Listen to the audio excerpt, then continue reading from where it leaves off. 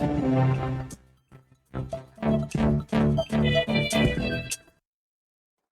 hello there. Thank you so much for watching TV 47.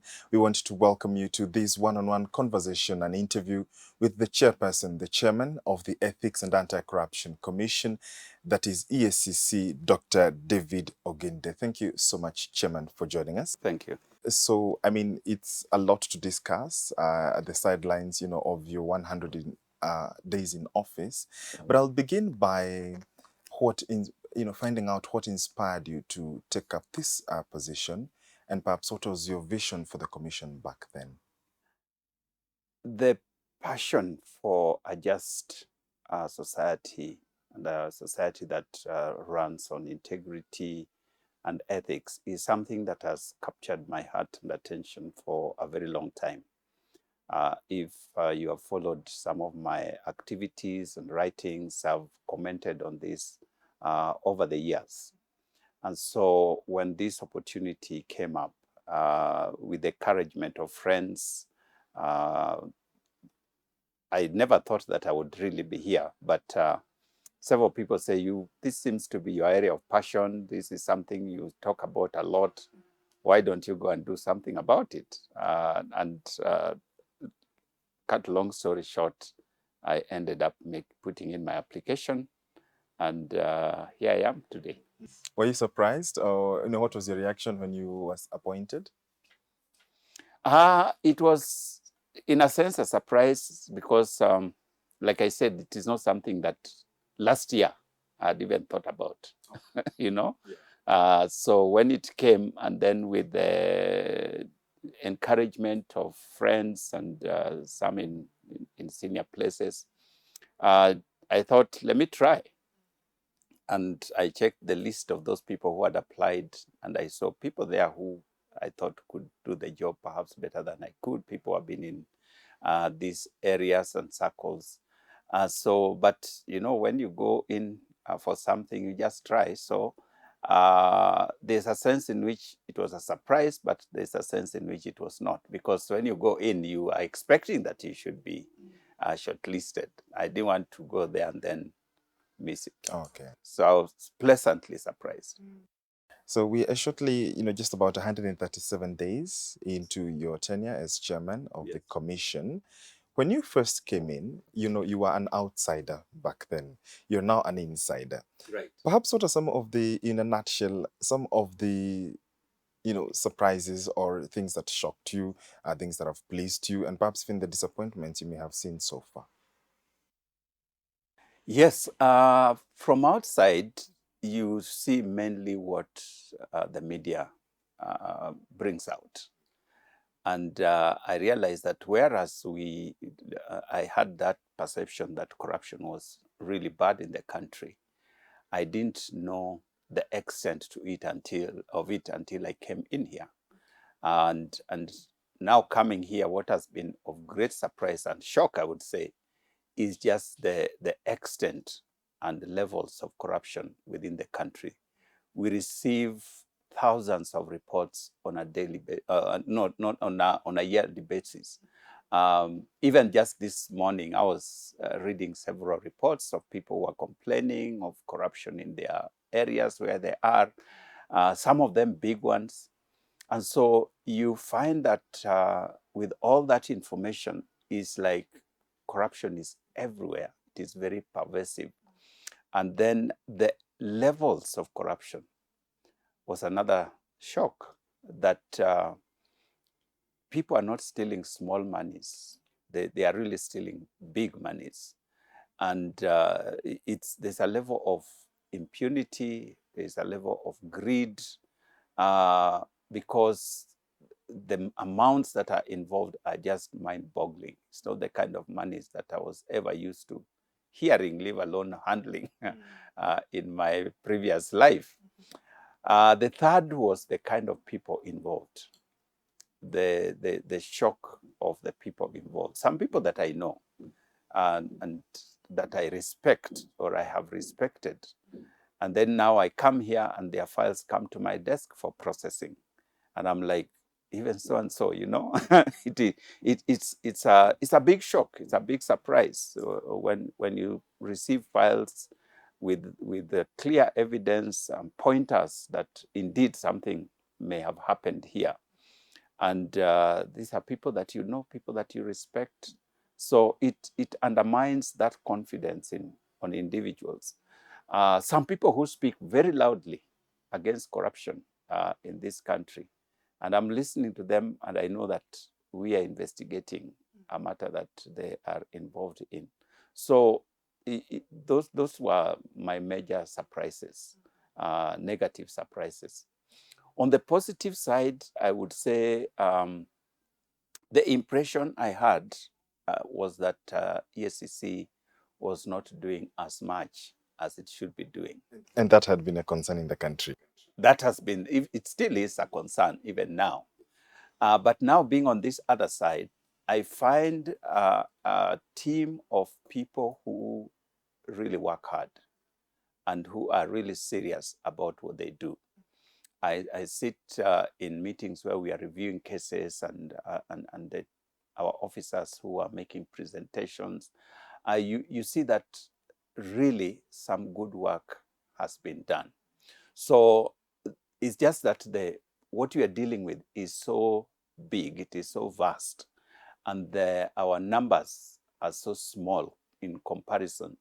So even the much that we are doing looks very little in the eyes of the public. But I can say that I was pleasantly surprised at how hard the officers of EACC really work. Yeah. And you've just mentioned, the amounts that you're seeing. I mean, they're at a scale that you had not comprehended. Perhaps, I mean, what are some of the figures that you could be talking about, or you could, be coming in contact with when you're sitting and going through the reports? We are talking about tens of billions that people have diverted.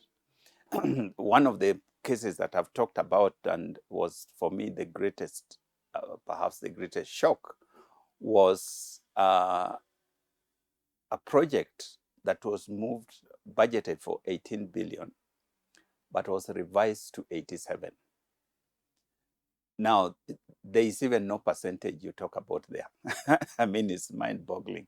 And I say, even if it was revised to 20 billion, that would still be 2 billion that is stolen. A lot of money. But 87, I mean, that is impunity. That is audacity, I would say. So those kinds of monies, talking about just, I got one day, we were sitting in a review of cases, and we go one by one, as they're presented to us as a commission, so that we approve them for further processing. And so we had gone through all these big billions. About 3 o'clock in the afternoon, we are all tired, and there are still cases to consider. And so this case comes up, and the presenter says, here's a case where we are looking at somebody who has diverted about 500 million. And I'm thinking in my mind, why are you wasting our time with small monies? Yeah. Because of the amounts. Yes. Because the amounts that we have been dealing with. Now 500 million sounds very small. 500 million is a lot of money. It's a lot of money, but it shows you how the mind can be corrupted. My mind had actually been corrupted with all these billions that we have been dealing with, to the extent that you begin to think that 500 million is small money and we shouldn't be spending time. And yet you realize that we deal with the reports of as little as 200 shillings. Yeah. That somebody is complaining, a police officer, a chief has taken from them, and they want EACC to act on it. So you're ranging from this very little money to billions of shillings. It's just sometimes confusing. Yeah. Okay. And so when you look at these, the figures, the billions that are coming in, the hundreds of millions, one would wonder then, this is money that has been diverted. and perhaps it has taken X amount of time. Its recovery or even recouping it back and perhaps bringing the culprits to book does not seem to be a process that takes an equal amount of time. So how detrimental is such activity to the public? Yeah, the big corruption, part of the reason, something that again for me was something that I got to learn. You know, we wonder why corruption cases take so long. But I got to learn and appreciate that big corruption is very carefully designed. If you think, for example, Anglo leasing, which at that time, 5 billion, 6 billion was a lot of money. I mean, people couldn't even imagine it. How can somebody steal that kind of money? Now we are talking of tens of billions, which just go like that. But these kinds of corruption cases are very well designed. You remember Anglo leasing up to now has never been unraveled. You trace it, and it disappears into thin air somewhere. They are very, very carefully designed. And so for us to be able to unravel them and get to the place where we can prosecute those particular individuals involved, it takes quite a bit of time. It requires a lot of intelligence, it requires a lot of investigation, analysis of data, really to be at that place where you are confident that this case can stand in court. So that is part of the reason that it takes a very long time. Just the investigation process to the point where you are ready to take a matter to court can take several months, if not years. For the big cases. The small cases usually are easier, you know, they are more straightforward. Collecting evidence sometimes is not as difficult, and therefore you find that we are able to turn this over much faster. Gives the impression that EACC is only interested in the small fish, as we call them, but it's because the small fish are easier to catch. And I wanted to, you brought up with the small issue of small fish and big fish. Yes. What happens if you could just, explain to Kenyans, because the small fish, yes, you've said before, the fish, even in essence, true essence, are easier to catch. But at the same time, perhaps you can net and end up getting a bigger fish, once in a while. Yes, and we do. We do get the big fish, and we do take them for prosecution. But like I said, because of the monies involved, these cases can drag on for a very long time. So even to get a conviction is not easy. First of all, there are possibilities that they could continue to interfere with the case in the process, because the monies they have are the kind that even you as a media person, if they tell you, don't report this, you can be silenced. You just look on the other side. So even though perhaps we have worked very hard, but the media is not reporting it because they too have been helped not to speak. I'm not saying that's what happened, but sometimes it does happen. So a lot could be going on in the background, but the public has no idea. You could be shouting, thief, thief, but you have been muffled. So even your neighbors can't come to your rescue. So these are the complications that we have. But we do forward cases. Just recently, we forwarded what is really a big case to the DPP on the Turkana wind power project, which involves billions of shillings. I don't know that the media gave it the level of coverage that is worthy of that kind of a case. But there are several that I can mention. Yeah. All right. And so, when you speak about, the role of the ACC, when you go back to the mandate, does it feel that the commission is perhaps constrained in the current mandate, so much so that then there would need to be a review of what the commission can do? Because you forward cases, you recommend to the DPP, the Director of Public Prosecutions is the only office that perhaps can, that can charge. But perhaps is it important that the EACC is strengthened more so that then whatever you're able to investigate and net, you proceed with it to court? This is a matter that personally have raised right from the time of my vetting. Because from just an outsider, I thought that normally in Q theory, because of my leadership background, the more checkpoints you put within a process, the slower the process. So normally you want a process, for it to be efficient, to have as few checkpoints as possible. So if you have a process that takes 10 checkpoints, this one has to check, and another one has to check, and another one has to check, and another one has to check, that process will be very long. That's what we call bureaucracy, you know. If there are only 2 checkpoints, it reduces that time. If it is only 1 checkpoint, it is reduced even further.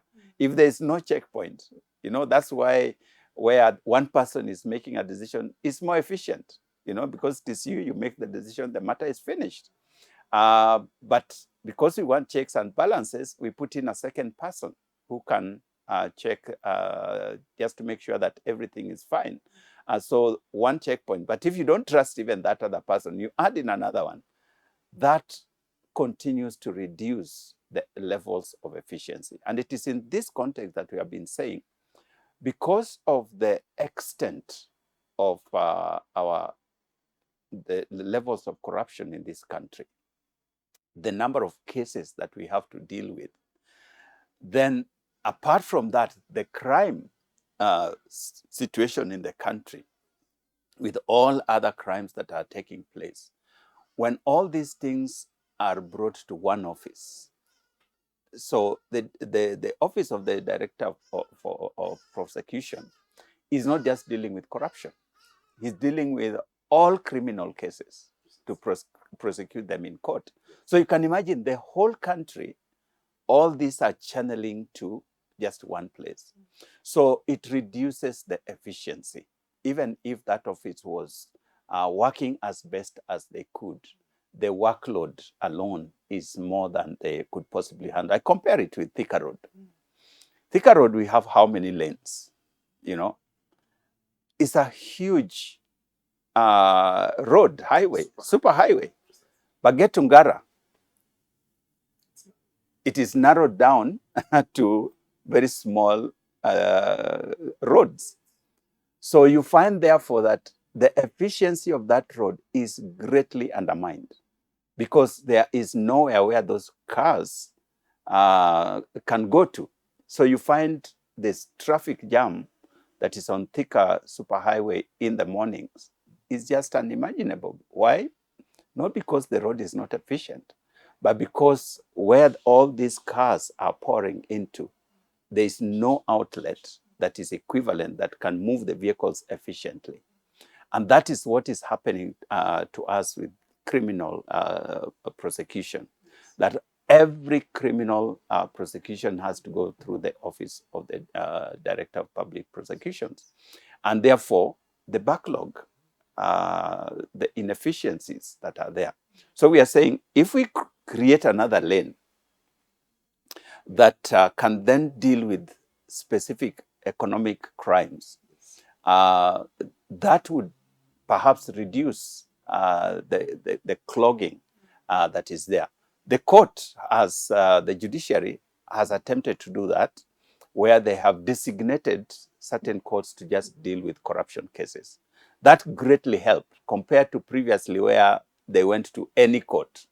But now, because there are specific courts that deal with corruption cases, there is a level of efficiency. And if we could increase such courts, I think we could see more output in that. So that is where we are asking, can the law either be amended to give EACC prosecutorial powers so that our cases are processed? In any case, they are going to go to court. It's the court that is going to determine the merit of a case. So it's not like we are going to take somebody directly to prison. The court, the judges and the magistrates are still going to look at the evidence we provide and make up their minds whether indeed there was a crime that was committed. So we don't see that fear that people have that, if EACC is given the powers, they will abuse it and so on, because it can be abused at any level. So, but we think it can provide some level of efficiency. And so at the current state, does EACC have the required capacity to effectively take up the high magnitude of graft in the country? And then to cure that, as you add prosecutorial powers to the mandate of the commission, would that need then to be added on to capacity of the commission as well? Of course, responsibility comes with capacity. So that if we are given that responsibility, we would equally be given the capacity to do so. But even as it is now, for example, when we deal with issues like asset recoveries, those are civil cases. So they don't have to go through the office of the director of prosecution. We take them straight to court. And there's a sense in which we have been more successful on those cases than on the criminal ones. Partly because we go directly to court. And so any case we have investigated, we have our evidence, it is faster to process it through court. The second is that the way of prosecution, of course, is slightly different. In the case of criminal cases, the burden of proof lies on us to show that this person actually committed an offense. On the civil ones, the burden of proof lies on the other person to prove that indeed this is your property or this is your wealth, and this is how you generated it. So it is you to show to us and prove to us that you legitimately own this property or you legitimately earned this wealth that you have. So it makes the process a little more efficient, and we have been more successful in that area. When you look at the coordination between government and the arms of government and the commission, specifically the executive, are you feeling, the support from government, as it were, regarding the fight against corruption? You've come in at a time that the government has, recently, even the president, all the way to other officials, saying they will take corruption head on.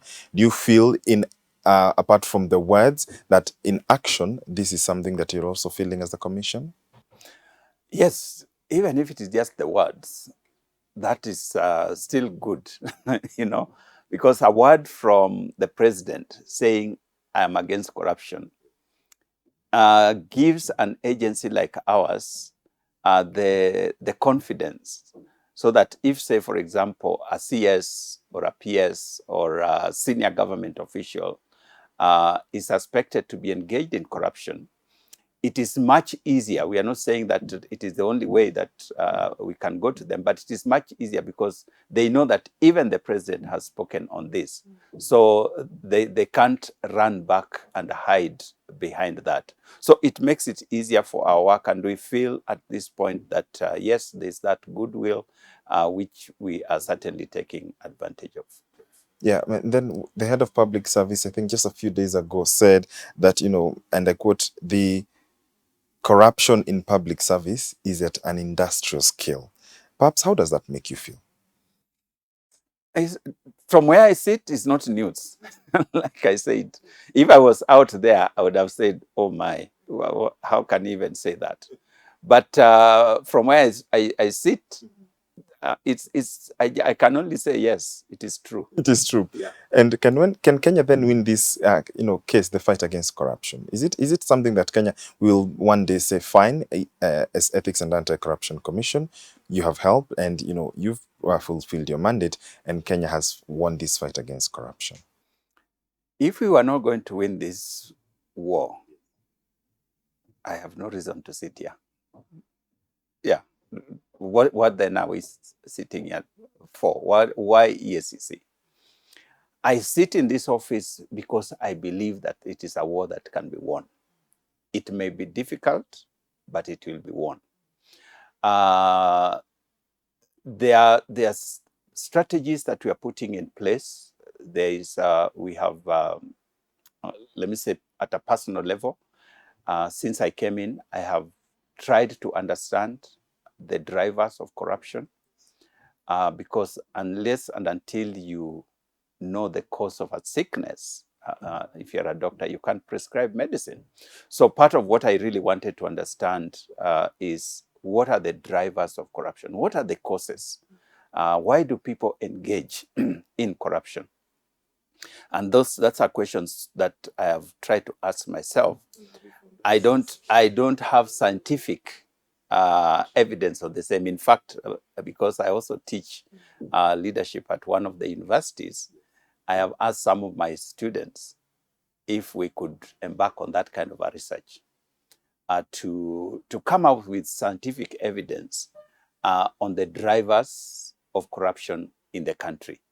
Because if we are able to pinpoint what those are, the fight against corruption perhaps may be a little easier, because then you'll be putting your effort at the right place. But just from an overview, like say without any lenses or microscopes and labs tests, I think there are several drivers of this. One of them is impunity. Impunity is where there are people who are involved in corruption because of the positions that they hold. And so because they hold that position, they believe they are powerful and they can do whatever they want. So they don't care. EACC may be there, but what can you do to me? I am a powerful person in government. And so they will do crazy things. And they believe there's nothing that can be done. And sometimes, indeed, nothing is done because of the positions that they hold. So we have a number of people who are engaged in corruption because of impunity, because they are powerful, and therefore they believe they can use that office, that power, that position to do whatever they want. The second group of people, from just the cases I've seen, are people that I'd say are driven by greed. I have looked at some cases that we are dealing with, and you are looking at a person who is already filthy rich. I mean, they are rich. They have wealth and riches. And yet these are the same people who are involved in mega corruption, sometimes even in petty corruption. So I asked myself, what is this person looking for? You know, he's not stealing because he's hungry. You know, there are people you can excuse, you know, they took your bread, but they were hungry. So there's a sense in which you can even give him half the loaf because of their hunger. But these are people who are already super rich, but they want more. That is called greed. That's another type of corruption involving people who are wealthy, people who are rich, but they just want more. Kenyans, we have not learned how to say, I have enough. In other jurisdictions, other countries, rich people give out. You know, people like Bill Gates, they look for places worldwide where they can give their riches. In Kenya, we look for places where we can take even the little that is around us. People grabbing lands of poor people. That is greed. The third is I say, societal culture. There are people who engage in corruption because of the demands and expectations that are put upon them by society. I become the chairman of EACC, and immediately people around me and the society at large expect that I should be getting to the next level. You know, I should drive a better car, I should live in a better house, I should contribute to fundraisings, I should, you know, all these things. So there's that societal expectation that when you hold a public office, you have suddenly got into money. And therefore we should get portions of it. So indeed, it has even happened to me. People were inviting me to fundraisings, you know, back in the village, here in the city, and so on.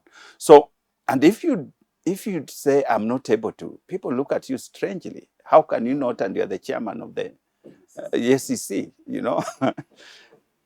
What I'm paid is in public domain. It's not hidden. They know it. How much can you do with that? So there are people, because of that pressure, they try to supplement their income through corruption. So even people who are possibly not corrupt in their disposition are pushed into that space where now they are thinking, how can I get money? I've been invited to Harambee. If I go there and give 2,000, people will look at me that surely chairman of EACC, how can you give 2,000? They expect I'll go with 100 or 50,000 or if not a million. Where do you get that money? So people sometimes steal because of that. And I would say people like members of parliament sometimes get themselves into shady deals because of the demands that we as Kenyans have placed upon them. We expect them to be in every fundraising, every funeral, every wedding, where can a person possibly get all that money? And this is where we as a society need to change our thinking, need to change our way of looking at leadership.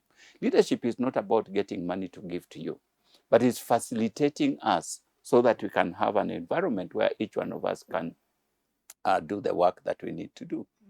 The last driver of corruption, from my own assessment, hypothesis, as we say in the academia, is the fear of God. And this is because, of course, I'm a bishop. I'm from a spiritual background. There's a time when this country, just the fear of God restrained people from doing certain things. Just because you are a religious person of whichever kind, stopped you from doing certain things. That fear of God seems to have really gone down, so that people don't care. They do things that you'd imagine a Christian should not do this, a religious person should not do this, a Muslim should not do this, but they do it because God has become a theory. It's something good that we associate with, but has no influence or impact in my life. So we are 86% Christian, but we are also the most corrupt people. There is that link of our religion, our faith, and doing the right thing seems to have been lost. So those are 4 areas that I think I have hypothesized and need to be tested. And so with the 4 areas you've highlighted, do you feel that perhaps, the Kenyans, of course, and leaders have gotten more creative? Do you feel like, your efforts as the commission, even as the chairman, could be frustrated in a way? Because on one hand, you want to net this, but on the other hand, whatever you want to net seems to be running away and getting more creative. That is true. That's why I said one of the things we have to do is really go down to the root of corruption, because that's the only way we can deal with it. So on our part, we need to be more creative also. We need to be more innovative. We can't be using the methods that we were using yesterday. Because these people with the technology now, theft used to be real cash carried in bags and gunias. Now it is not. Now it is wired. Now it is somebody tweaking something in the system.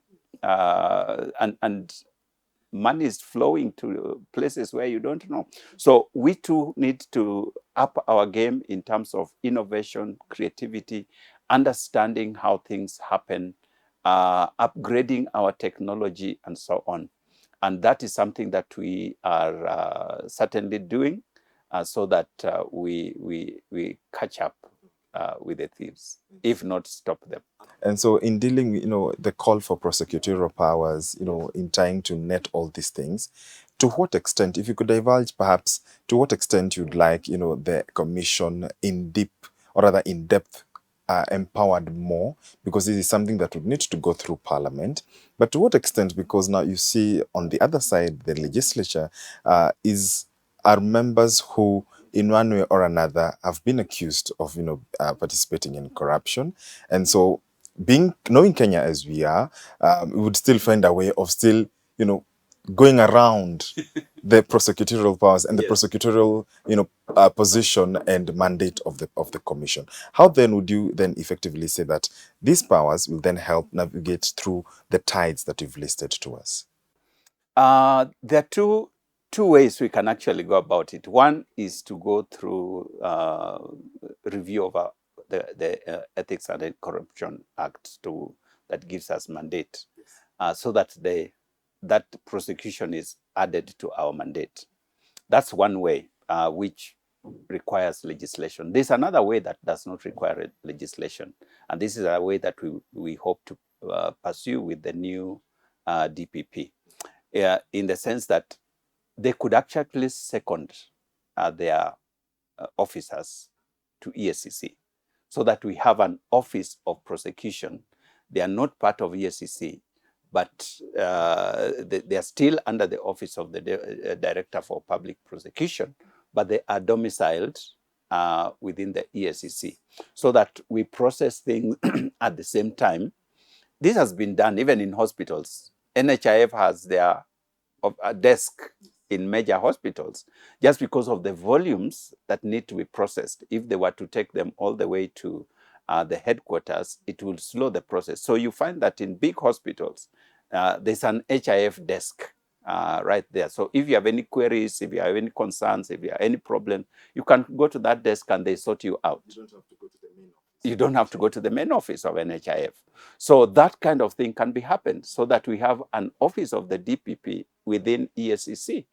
So they are not part and parcel of EACC, but our files can then be processed through that office much faster.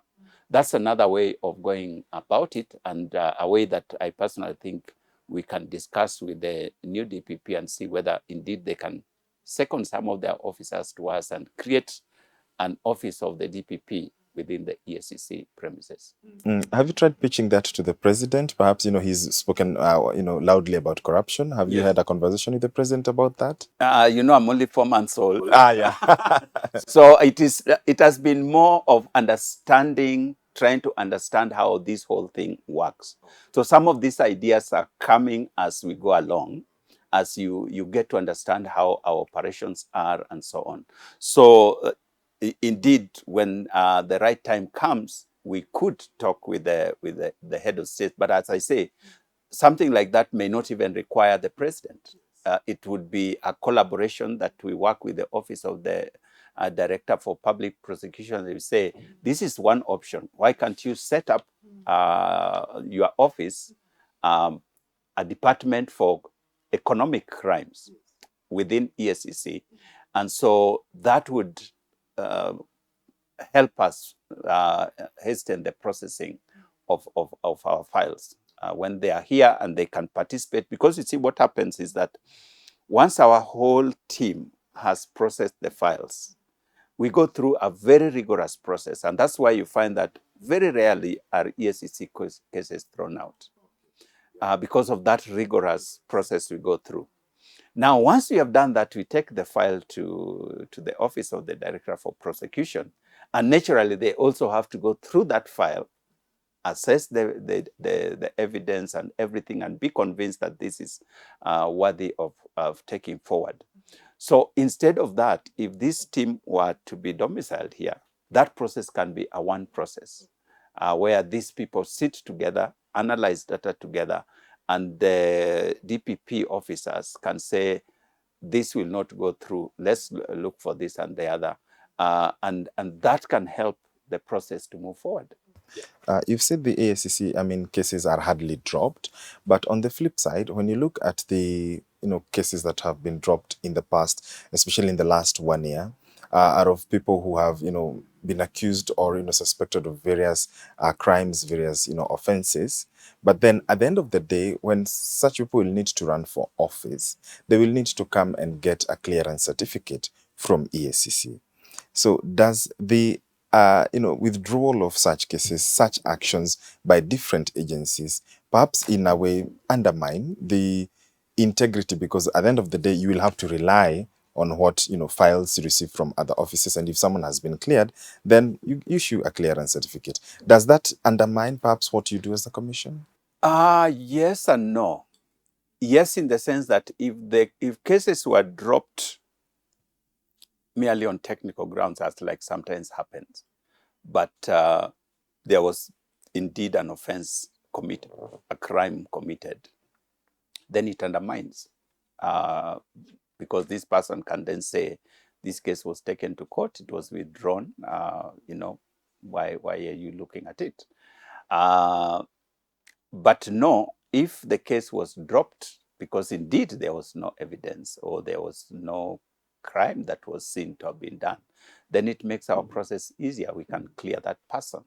So that's why I say yes and no. It really depends on what was the motive behind the dropping of the case. Yeah, and for us, we have to assume that it was dropped in good faith.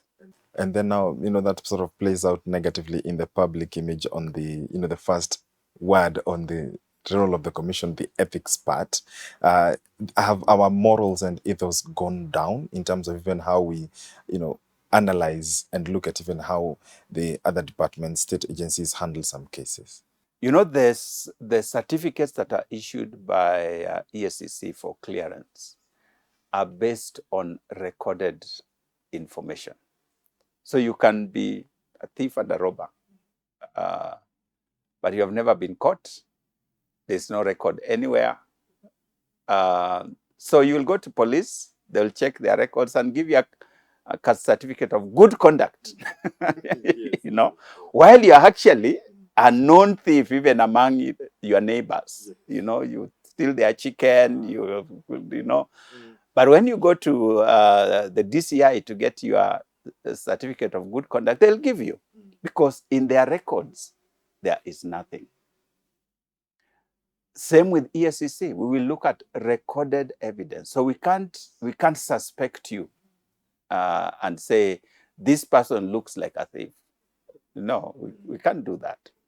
So in that sense, there's a sense in which clearance certificates have weaknesses. All you have to do is keep yourself away from the law, and you're a good citizen. Yeah. As we bring this conversation to a close, Chairman, when you look at, strengthening this commission, the EACC that we've had, especially under the Constitution of Kenya 2010, there have been attempts to empower it. However, they have not been conclusive because in other jurisdictions, and they've seen it elsewhere, people fear because they are in power, then they will not be approached by the commission. But if you empower it and you have done something well in office, once you leave, then the commission will come for you. Is that something that perhaps you think, discourages the empowerment of the commission, as it were? Actually, the people who fear most the commission and therefore the empowering of the commission are people who are in power. Yeah, and they fear that you could disrupt their lives, while they are serving. And so they try to make you as safe as possible, if we can use that word. So, but what we are saying, and which I would want to say to those people who are in public service, because that's our main area of concern, is that crime does not die. So, like now, you can be very powerful and untouchable, too heavy a stone to turn. But there will come a time when your weight is worn out by the weather and will become a lighter stone and will come for you. So part of, therefore, what we would need to advise our people, let's just make laws that would make this country a better place to live in and to do business in. It is our country. Why do we want to bring it down?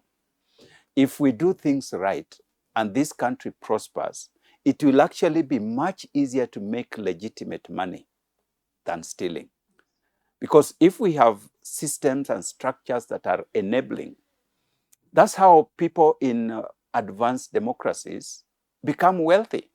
through legitimate means, because there are structures and systems and laws and everything that makes it easy to make legitimate money.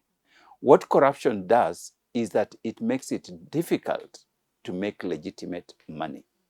Think of somebody who wants to start a business.